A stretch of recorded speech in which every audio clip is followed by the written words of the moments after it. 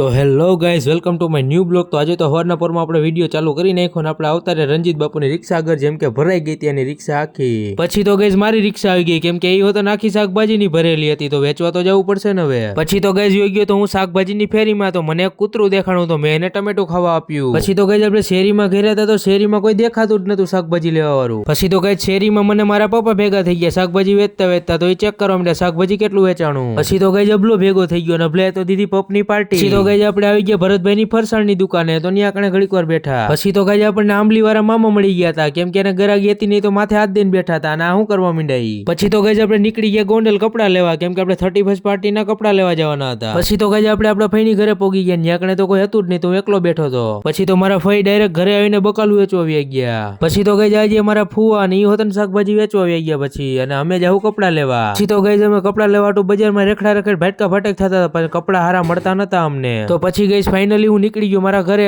તો ચાલો ગાઈઝ જય માતાજી, હવે મળી આપણે નવા મિની બ્લોગમાં। આવા નવા મિની બ્લોગ જોવાય તો મારા ચેનલને સબસ્ક્રાઇબ કરો।